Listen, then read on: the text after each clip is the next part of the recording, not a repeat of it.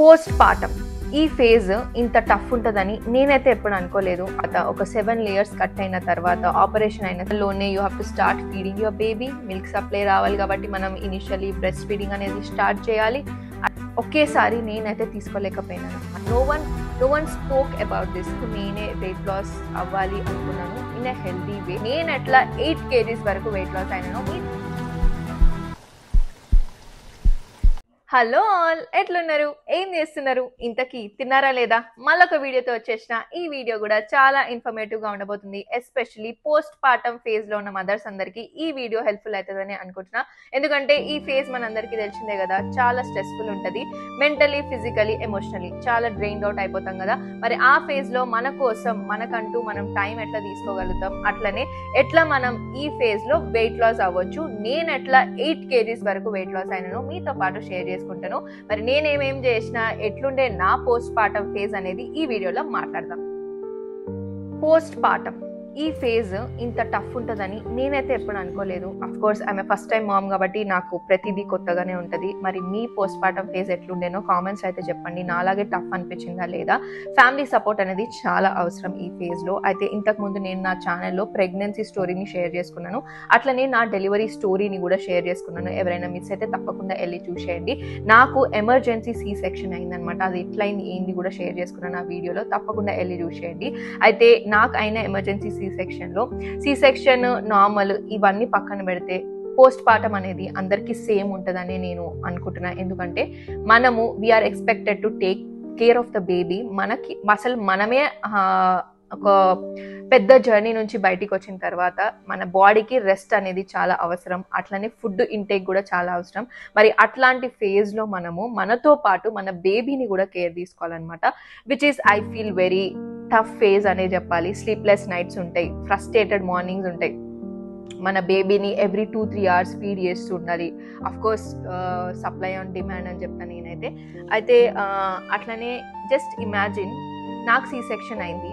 మనకి ఏ జర్నీ అయినా కానీ, అంటే ఏ సర్జరీ అయినా కానీ, you are expected to take rest, you will get proper sleep and you will get good food అనమాట ఆ ఫేజ్లో. బట్ డెలివరీ తర్వాత, సి సెక్షన్ అయిన తర్వాత, ఈ సర్జరీ అయిన తర్వాత, ఒక 7 layers కట్ అయిన తర్వాత, ఆపరేషన్ అయిన తర్వాత you are expected to walk in few hours and కొన్ని గంటల్లోనే you have to start feeding your baby. Milk supply రావాలి కాబట్టి మనం ఇనిషియలీ బ్రెస్ట్ ఫీడింగ్ అనేది స్టార్ట్ చేయాలి. అట్లనే వాళ్ళు ఎవ్రీ 2-3 hours లేస్తూ ఉంటారు, వాళ్ళకి మిల్క్ కూడా ఇస్తూ ఉండాలి. అట్లనే మనం కేర్ తీసుకోవాలి. స్లీప్ అస్సలు ఉండదు. నైట్స్ స్లీప్లెస్ నైట్స్ ఉంటే, మార్నింగ్ ఫ్రస్ట్రేటెడ్ మార్నింగ్స్ ఉంటాయి. ఇదంతా ఫేజ్ అనేది ఒకేసారి నేనైతే తీసుకోలేకపోయినాను అనమాట. It was like no one prepared me for this. No one spoke about this కదా. మనం చాలా వరకు డెలివరీ స్టోరీస్ వింటాము, ప్రెగ్నెన్సీ స్టోరీస్ వింటాము. ఈ పోస్ట్ పార్టమ్ ఫేజ్ అనేది మనం అంత ప్రిపేర్ అవ్వము. మీరు గమనిస్తే మనం ప్రెగ్నెంట్ అయిన తర్వాత మనం చాలా కేర్ తీసుకుంటాము బేబీ కోసం అని. ఆ తర్వాత మనకి డెలివరీ కోసం కూడా చాలా ప్రిపేర్ చేస్తూ ఉంటాము, డెలివరీ హాస్పిటల్ బ్యాగ్ అని, అదని ఇదని. But I feel lot of people neglect on this post partum phase. అసలు ఈ ఫేజే కదా మనము మన బేబీ ఇద్దరం సేఫ్ ఉండాలి, ఇద్దరం హెల్తీగా గ్రో అవుతూ ఉండాలి. ఈ ఫేజ్ గురించి ప్లీజ్ స్ప్రెడ్ అండ్ అవేర్నెస్ అనమాట. ఎట్లా మనం స్ట్రాంగ్ ఉండాలి, ఉమెన్ అనేది ఎట్లా ఈ ఫేజ్ని గో త్రూ అవ్వాలో కూడా మనం మాట్లాడుకోవడం స్టార్ట్ చేస్తే అందరికీ ఒక అవేర్నెస్ ఉంటుంది. అస్సలు కష్టం అనిపించదని నా ఫీలింగ్ అనమాట. ఎనీవే, ఈ ఫేజ్లో ఏమైందంటే నాకు of course it was very frustrated, drained out అయిపోవడం ఇదంతా కూడా జరిగిందనమాట. అసలు నేను ఒక డిప్రెషన్లోకి వెళ్ళిపోయినా అని నాకు అసలు కూడా తెలియదు. దాన్ని డిప్రెషన్ అనాలో, యాంగ్జైటీ అనాలో, టెన్షన్ ఫేజ్ అనాలో, నర్వస్నెస్ అనాలో, ఏమనాలో, ఏ పేరు అంటే ఆ పేరు పెట్టుకోవచ్చు. ఫస్ట్ 2 months అయితే it was all blank for me. అంటే ఏ టైంకి లేస్తున్నా, ఏ టైంకి పడుకుంటున్నా, ఏ టైంకి బేబీకి ఫీడ్ ఇస్తున్నాం. అంటే అఫ్ కోర్స్ బేబీ ఏడ్స్తున్నప్పుడు కానీ వీ విల్ ఫీడ్ దెమ్ అనుకో. బట్ మన చుట్టుపక్కల ఉన్న వాళ్ళు ఏం చేస్తారంటే మనని చాలా స్ట్రెస్ఫుల్ చేసేస్తారు. I am sorry to say this, but yes, మన చుట్టుపక్కల ఉన్న వాళ్ళు పాజిటివ్గా ఉంటే కూడా ఆ ఫేజ్లో మనం చాలా పాజిటివ్గా ఉంటాం. వన్స్ దే స్టార్ట్ టెల్లింగ్ అస్కి కొంచెం బేబీ ఏడ్చినా కానీ, ఓ పాలు సరిపోవట్లేదేమో అందుకే ఏడుస్తుంది బేబీ, లేదా you are not taking right food, ప్రాపర్గా నువ్వు ఫుడ్ తీసుకోవట్లేదు అందుకే ఏడుస్తుంది, నువ్వు కొంచెం తలస్నానం చేసినా ఓకే నీ వల్ల బేబీకి కొంచెం స్నీజ్ చేసినా కోల్డ్ వచ్చింది, ఇవన్నీ కూడా బ్లేమ్ చేయడం స్టార్ట్ చేస్తారు. ఇది నాతో జరిగింది అని నేను చెప్పట్లేదు, అందరికీ ఇలా నేను స్టోరీస్ విన్నా కాబట్టి అందరూ ఇదే ఫేస్ గో త్రూ అవుతున్నారనమాట. అందుకే నేను ఈ వీడియోలో మాట్లాడదాము, I want to vent it out, అదే నేను చెప్దాం అనుకుంటున్నా. So please be positive around the baby. Please don't doubt on your milk supply అనేది బేబీకి సరిపోతుంది. అఫ్ కోర్స్ కొంతమందికి నార్మల్ డెలివరీ అయిన వాళ్ళకి తొందరగా మిల్క్ సప్లై స్టార్ట్ అవుతుందేమో, లేదా సి సెక్షన్ అయిన వాళ్ళకి లేట్గా స్టార్ట్ అవుతుందేమో. I feel it's all a myth. It depends on a baby. మనం ఎంత ఎర్లీగా బ్రెస్ట్ ఫీడింగ్ అనేది స్టార్ట్ చేస్తామో అంత ఎర్లీగా మనకి సప్లై అనేది స్టార్ట్ అవుతుంది. సి సెక్షన్లో ఏంటంటే మనం ఐసీలో ఉంటాము, మనకి ఆ పెయిన్ ఉంటుంది కాబట్టి అంత ఎర్లీగా స్టార్ట్ చేయం కాబట్టి మిల్క్ సప్లై అనేది కూడా అంత ఎర్లీగా రాదనమాట, కొంచెం టైం పడుతుంది. So please give time to women అనమాట. Don't judge women on the basis of any delivery. కొంతమంది ఉంటారు, ఓ నార్మల్ డెలివరీ అయితే వావ్ అని, సి సెక్షన్ అయితే అయ్యో అవునా సి సెక్షన్ అయిందా అంటారు. కొంతమంది బాయ్ పుడితే ఓ సంబరం చేసుకొని, గర్ల్ పుడితే అయ్యో పాప పుట్టిందా, ఇంకా సి సెక్షన్ పాప పుట్టిందా అంటే కూడా దాని ఒక పెద్ద ఫేజ్ లాగా చేసేస్తారనమాట. ప్లీజ్ ఇవన్నీ కూడా ఒక డిప్రెషన్ కాజ్ చేస్తే ఉమెన్కి. Stop saying all this to women who Hess just delivered a baby. Post partum ఫేజ్లో చాలా స్ట్రెంగ్త్ కావాలి ఉమెన్కి. ప్లీజ్ ఫ్యామిలీ అనేది సపోర్ట్ చేయండి. అఫ్ కోర్స్ నా ఫేజ్లో నా ఫ్యామిలీ అయితే చాలా సపోర్ట్ చేసింది. నా ఇన్లాస్ అయితే especially I have to thank them. They have help me a lot in this pregnancy journey. My mom కానీ, మా చెల్లి కానీ, మై ఇన్లాస్ కానీ, మై హస్బెండ్, వీళ్ళందరూ కూడా ఉంటేనే I was able to cross this pregnancy post partum phase very early అనమాట. But ఎంతమంది సపోర్ట్ చేసినా కానీ ఈ ఫేజ్ అనేది టఫ్ అనే చెప్తాను నేను. ఫస్ట్ 2 months అయితే వెరీ హారబుల్గా గడిచింది నాకైతే. నన్ను నేనే మర్చిపోయినా అని చెప్పొచ్చు. I just forgot this world. ఎప్పుడు పడుకుంటున్నా, ఎప్పుడు లేస్తున్నా, ఎప్పుడు తింటున్నా, ఇవి ఏం అర్థమయ్యేది కాదు. ఎస్, ఆఫ్టర్ 2 months నేను కొంచెం మెల్లమెల్లగా ఐ స్టార్టెడ్ రియలైజింగ్ కి no, I shouldn't shut down my self, ఇట్లా కాదు, I have to get up and start my life, I have to think about my self అని అప్పుడు అర్థమైంది. Then I started looking onto my weight అనమాట. అసలు pregnancy మొత్తం కూడా మనం ఏం చేస్తామంటే, ఇక్కడ నేను చెప్పాలనుకుంటున్నా, మన బేబీ కోసం ఫుడ్ తినాలి కాబట్టి మనం ఎక్కువ ఫీడ్ చేస్తూ ఉంటాం మనని మనం. I feel it's not needed. ఇద్దరి కోసం తినక్కర్లేదు ప్రెగ్నెన్సీలో, మన కోసం మనం తిని, ఎస్ కొంచెం ఎక్కువ తిన్నా పర్లేదు. సో అట్లా ఏమైపోతుందంటే మన బేబీ కోసం అని మనం ఎక్కువ తినేస్తూ ఉంటాం. అది వెయిట్ పుట్ ఆన్ అయిపోతూ ఉంటుంది.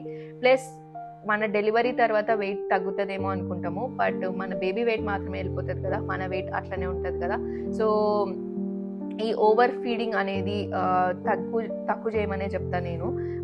బట్ అఫ్ కోర్స్ ఆ ఫేజ్లో మనం ఎవరికి వినం కదా, ఆ ఫేజ్లో మనకి మన బేబీ ఇంపార్టెంట్ కాబట్టి we listen to our self. మనకు బేబీకి సరిపోదేమో అని మనం తినడం స్టార్ట్ చేస్తుంటాం, which actually adds on weight there also. మళ్ళీ పోస్ట్ పార్టమ్ తర్వాత, ఐ మీన్ డెలివరీ తర్వాత ఏమంటారు, మిల్క్ సరిపోదేమో, బేబీకి everything should go through the baby through our milk, కాబట్టి అప్పుడు కూడా మళ్ళీ తినడం స్టార్ట్ చేస్తాము.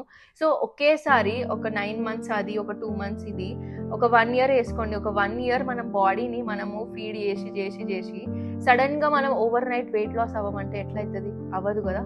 ఇట్స్ ఆల్సో వెరీ డిఫికల్ట్ కదా. నార్మల్గా మనం వెయిట్ లాస్ జర్నీ స్టార్ట్ చేయడం వేరు, post partum weight loss journey start చేయడం ఈజ్ వెరీ డిఫికల్ట్. ఒకేసారి మనం వెయిట్ని తక్కువ చేయాలంటే ఇట్స్ వెరీ కష్టం కదా. So don't expect to lose weight immediately in post partum అనే చెప్తాను నేను. సో ఒక 2-3 months టైం తీసుకోండి. ప్లీజ్ టేక్ రెస్ట్ కంప్లీట్గా. మీరు ఒక 3 months అనే చెప్తా, సి సెక్షన్ అయినా నార్మల్ అయినా కానీ 3 months మీ బేబీకి మీరు టైం ఇవ్వండి. Our babies need us a lot. మనం వాళ్ళ కోసం టైం తీసుకోవాలి. అట్లనే ఒక డెలివరీ అయిన తర్వాత మనకి కూడా టైం మనం ఇచ్చుకోవడం కూడా చాలా ఇంపార్టెంట్ అనమాట. సో అట్లా నేను ఒక 2-3 months అయితే వదిలేసినాను. I use to take care of my baby. Yes, నేను కూడా I use to take care of myself. I had to heal myself కదా. సో అదంతా కూడా జరిగింది. దెన్ దిస్ ఇస్ వేర్ ఒక ఐ ఓపెనర్ అనొచ్చు. Then I thought I have to take care of myself. This is a high time. Yes, బేబీని కూడా eventually take care చేస్తాము, but మన కోసం మనం కూడా టైం తీసుకోవడం చాలా ఇంపార్టెంట్ అని నాకు అప్పుడు అర్థమైంది. Then I started looking into my weight. నాకు నేనే వెయిట్ లాస్ అవ్వాలి అనుకున్నాను in a healthy way, where నా కిడ్నీ కూడా చూసుకుంటూ, నా బేబీని కూడా చూసుకుంటూ, నా బేబీకి ఏం తక్కువ కాకుండా చూసుకుంటూ నేను వెయిట్ లాస్ అవ్వాలి అని డిసైడ్ అయినాను.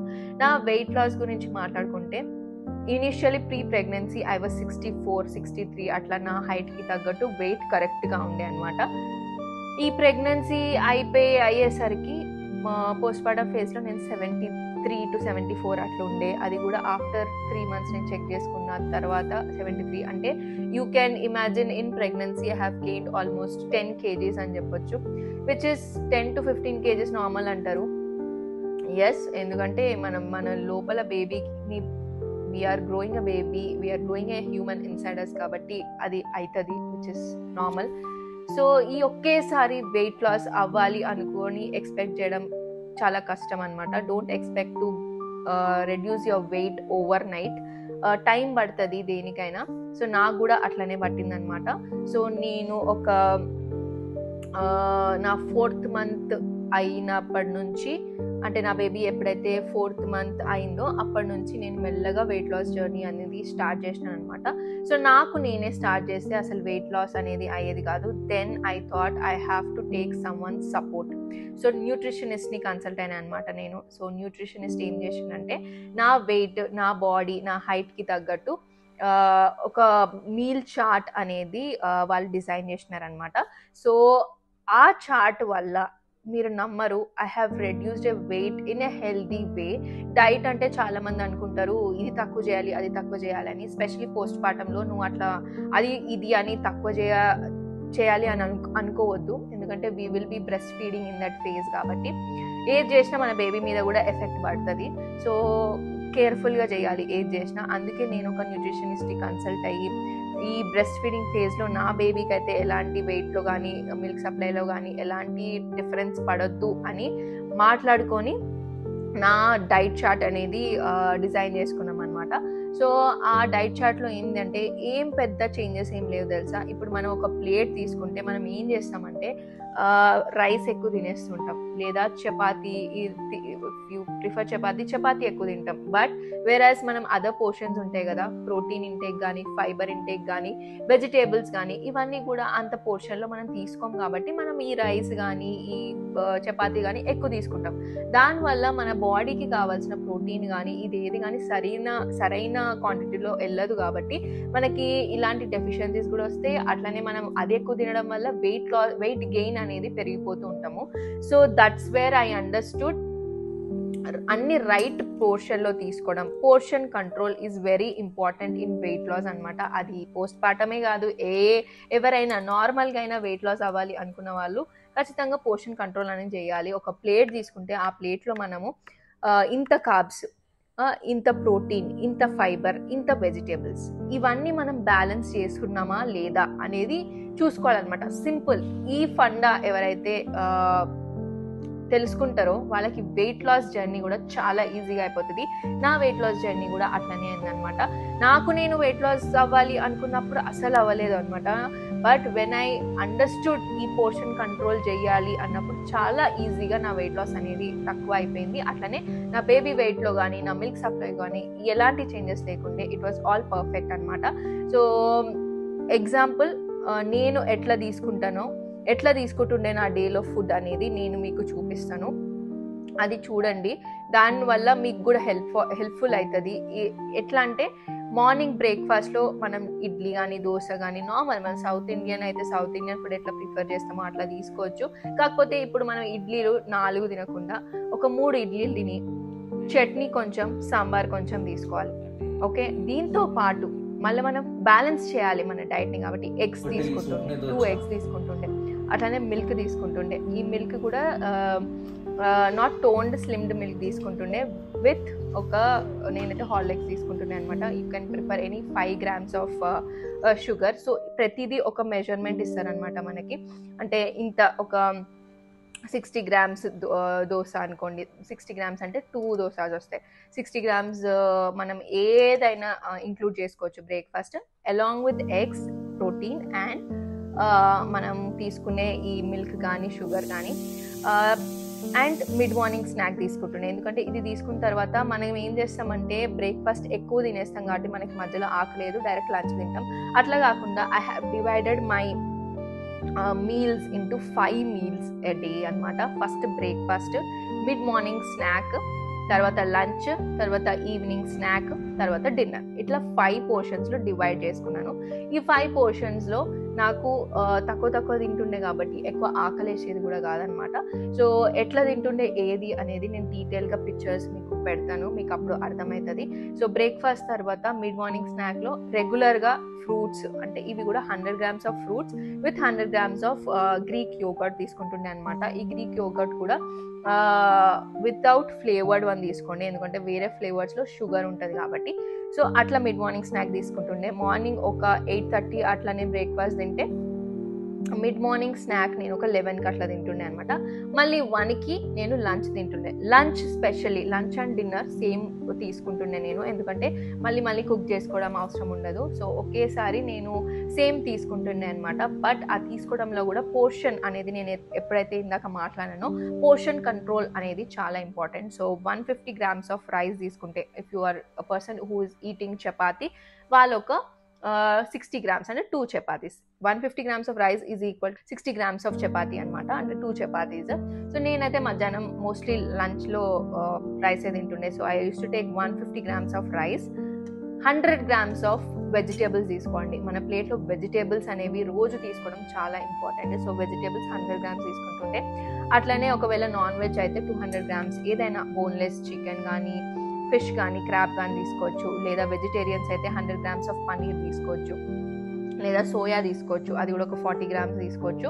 అట్లనే కర్డ్ ఒక 100 grams తీసుకుంటుండే. మీకు పిక్చర్స్ నేను పెడతాను, మీకు అర్థమవుతుంది. ఇంకా దాల్ కూడా 80 grams తీసుకుంటుండే. 120 grams కూడా depending on if you're taking soya or paneer or non veg అనమాట. సో ఇట్లా నా ప్లేట్ని నేను బ్యాలెన్స్ చేసుకుంటుండే. సేమ్ నైట్ రిపీట్ చేస్తుండే. Yes, in place of rice I use to take chapati అనమాట. ఒక్కొక్కసారి రైస్ కూడా తినేస్తూ ఉండే, డిపెండింగ్ ఆన్ మన సిచ్యువేషన్, ఆ రోజు మనం ఏం కుక్ చేసుకుంటామని. సో ఇట్లా నేను నా డైట్ని బ్యాలెన్స్ చేయడం స్టార్ట్ చేశాను. ఇంకా తర్వాత ఈవినింగ్ అయితే స్నాక్ ఉంటుంది, అది కూడా హెల్దీ స్నాక్ అనమాట. బ్రెడ్, పీనట్ బటర్, మిల్క్ తీసుకుంటుండే. లేదు అంటే మఖానా, ఆల్మండ్స్, మిల్క్ తీసుకుంటుండే. ఇంకొక ఆప్షన్ ఉంది, థర్డ్ ఆప్షన్ ఏంటంటే మనం రోస్టెడ్ చెనా ఉంటుంది కదా, అది ప్లస్ ఫ్రూట్స్, అట్లనే మిల్క్ తీసుకుంటున్నాను అనమాట. ఈ హెల్దీ ఆప్షన్స్ నేను చేంజ్ చేసుకోవడం వల్ల చాలా డిఫరెన్స్ చూసిన అనమాట. ఈవినింగ్ స్నాక్స్లో మనం రెగ్యులర్గా ఈ సమోసాలు కానీ, ఆయిలీ ఫుడ్స్ కానీ ఇవన్నీ తింటాం కదా, అవన్నీ వదిలేసేయాలన్నమాట. షుగర్ని కట్ డౌన్ చేయాలి, ఆయిల్ని కట్ డౌన్ చేయాలి. ఎస్, ఆయిల్ కూడా మనకి చెప్తారనమాట, ఇంతే గ్రామ్స్తోని మనము ఆయిల్ ఫుడ్ ప్రిపేర్ చేసుకోవాలని. అది కష్టం అనుకోండి. అందుకే మ్యాక్స్ టు మ్యాక్స్ మనం ఎంత తక్కువైతే అంత ఆయిల్ వేసుకొని ఫుడ్ని కూడా ప్రిపేర్ చేసుకుంటే మన బాడీలో కొలెస్ట్రాల్ లెవెల్స్ కూడా పెరగకుండా మన వెయిట్ అనేది కంట్రోల్లో ఉంటుంది. Then comes to the dinner నేను ఎప్పుడు ఎర్లీగా తినడానికి ప్రిఫర్ చేస్తుండే.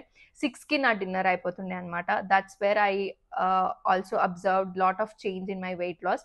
సో ఎర్లీగా డిన్నర్ చేస్తే ఎర్లీగా మనం ఫుడ్ అనేది డైజెస్ట్ అయిపోతుంది, మనం నిద్ర కూడా సరిగా వెళ్తాము. మన బేబీతో పాటు మనము మన ఏమంటారు స్లీప్ సైకిల్ కూడా మనము అడ్జస్ట్ చేయడం స్టార్ట్ చేయాలన్నమాట. మన బేబీని అఫ్కోర్స్ మనం ఎర్లీగా స్లీప్ ప్యాటర్న్ తయారు చేస్తాం కాబట్టి మనం కూడా ఎర్లీగా దీని బేబీతో పాటు మనం కూడా టైం స్పెండ్ చేస్తూ స్టోరీ చెప్తూ తర్వాత మనం కూడా వాళ్ళతో పాటు మన స్లీప్ సైకిల్ని ట్యూన్ చేసుకుంటే చాలా ఈజీగా అయిపోతుంది అనమాట. ఎస్, మధ్య మధ్యలో నైట్ ఫీడింగ్స్ ఉంటాయి. నైట్ ఫీడింగ్కి మనం లేచి ఫీడ్ చేసి మళ్ళీ పడుకోవడమే, అదైతే మనం ఎస్కేప్ చేయలేం కదా. మళ్ళీ మార్నింగ్ లేచి I use to workout on my regular exercise కూడా చేయడం ఇంపార్టెంట్. రోజుకి 7,000 స్టెప్స్, అది నార్మల్గా మీరు ఇంట్లో వాక్ చేయొచ్చు, లేదా మనం పనులు చేస్తున్నప్పుడు ఆల్మోస్ట్ ఆ వాక్ స్టెప్స్ కూడా కౌంట్ అవుతాయి. లేదా హాఫ్ అన్ అవర్ వాక్ చేయడము, ట్రెడ్మిల్ చేయడము, అట్లనే కొన్ని ఎక్సర్సైజ్ కూడా చేస్తూ ఉండాలి. లైక్ మనం అప్పుడే అబ్డామినల్ ఎక్సర్సైజ్ కాకుండా కొన్ని ఎక్సర్సైజెస్ ఉంటాయి, మీరు ఖచ్చితంగా యూట్యూబ్లో వెళ్ళి చూడొచ్చు.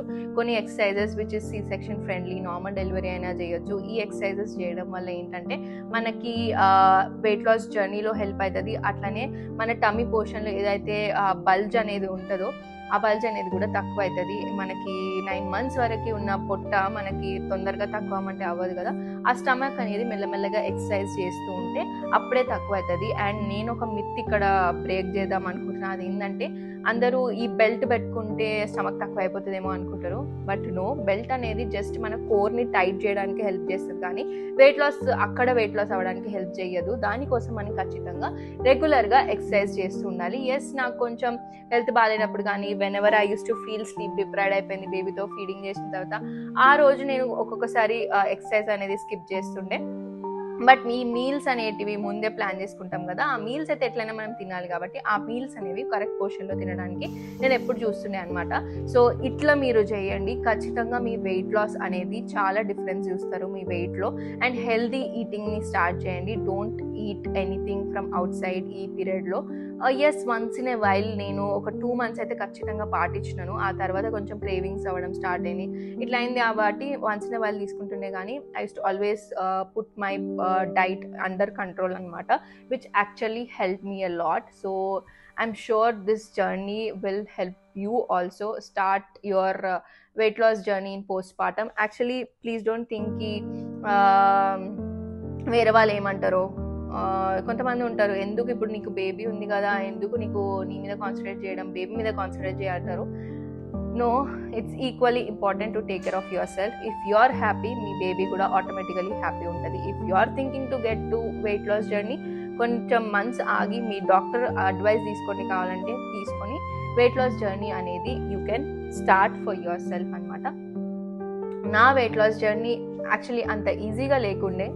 ఇనిషియల్లీ వాజ్ లైక్ క్రేవింగ్స్ అవుతుండే, తిన్న సరిపోకపోతుండే అనుకుంటుండే, కానీ ద పోర్షన్ నేను ఏదైతే తీసుకుంటున్నానో నాకు చాలా మంచిగా సరిపోయేది అనమాట. ఎందుకంటే నాకు నా బాడీకి కావాల్సిన ప్రోటీన్ కానీ, ఫైబర్ కానీ, వెజిటేబుల్స్ కానీ, కార్బ్స్ కానీ నేను అన్ని రైట్ పోర్షన్లో తీసుకుంటున్నాను కాబట్టి నాకు అసలు ఎలాంటి ఆకలి కూడా వేసేది కాదు. అండ్ నేను నార్మల్ ఫుడ్ తీసుకుంటున్నా. డైట్ అంటే ఎవరైతే అందరూ అనుకుంటారో ఇది తక్కువ చేయాలి, అది తక్కువ చేయాలి, no, it's only about a game of your portion control అనమాట. Please do that. తప్పకుండా మీ వెయిట్ లాస్ జర్నీలో హెల్ప్ అవుతుంది. సో ఇది నేను చెప్పాలనుకుంటున్నా. Mainly food, exercise, water intake. Yes, water intake నేను చెప్పడం మర్చిపోయినా. వాటర్ ఇంటేక్ కూడా ఖచ్చితంగా 3 to 4 liters డేలో వాటర్ తీసుకోవడానికి ట్రై చేయండి, which will definitely help you in breast feeding also. మన ఫీడింగ్లో 80% వాటర్ ఉంటుందంట మన బ్రెస్ట్ మిల్క్లో. సో 80% వాటర్ ఉంటుంది కాబట్టి 80% మనం everyday 3 to 4 liters of water in a day తీసుకోవడం ఖచ్చితంగా important, which will definitely hydrate your body also. మనం టమ్మీ వెయిట్ కూడా తొందరగా రెడ్యూస్ అవ్వడానికి కూడా హెల్ప్ చేస్తుందంట వాటర్ ఎక్కువ తీసుకుంటే. వెయిట్ లాస్లో కూడా హెల్ప్ అవుతుంది. సో వాటర్ ఎక్కువ తీసుకోండి, do your exercise right, eat right, sleep right. Sleep కూడా whenever possible, please, whenever you get time in the night, don't sleep late nights. తొందరగా ఎర్లీగా తిని ఎర్లీగా పడుకోవడానికి ట్రై చేయండి. ఎస్, బేబీతో కష్టంగా ఉంటుంది, but whenever you can match the timings, match చేయండి, పడుకోండి. నా కేసులో కూడా నేను అట్లనే చేస్తుండే అనమాట. ఒక 8-8:30 కల్లా బేబీ నేను ఒక జోన్లో, అంటే ఒక నైట్ మోడ్ క్రియేట్ చేస్తుండే, లైట్స్ అన్ని ఆఫ్ చేసేస్తుండే. ఆ తర్వాత బేబీకి ఫీడ్ చేసుకొని బేబీ నేను స్లోగా వీస్ టు స్లీప్ బై 9 o'clock అనమాట. సో మళ్ళీ మధ్యలో ఫీడింగ్ అయితే చేయాలి, లేచి మళ్ళీ పడుకుంటుండే. సో మళ్ళీ మార్నింగ్ లేచి ఎక్సర్సైజ్ చేసి ఈ మీల్ ప్లాన్ అనేది మొత్తం చేసుకొని అట్లా నా డే మొత్తం అయిపోతుండే అనమాట. అఫ్కోర్స్ ఇంట్లో చోర్స్ అనేవి ఉంటాయి కదా, పనులు చేసుకుంటూ ఉండాలి. ఆ పనులు కూడా చేస్తూ నా డే మొత్తం బ్యాలెన్స్ చేస్తుండే అనమాట. So this is my weight loss journey is. This has actually helped me a lot when I started focusing on myself. ఈ ఫోకస్ చేయడం స్టార్ట్ చేస్తే ఏంటంటే మనకి నెగిటివ్ థాట్స్ అనేవి రావు. ఈ డిప్రెషన్ ఫేజ్ నుంచి కూడా మనకి తొందరగా బయటకు రావడానికి హెల్ప్ చేస్తుంది అనమాట. I hope this video has added a lot of value. మీకు హెల్ప్ అయిందని అనుకుంటున్నాను. మీకు ఒకవేళ హెల్ప్ అయితే ఖచ్చితంగా నా కామెంట్స్లో చెప్పండి.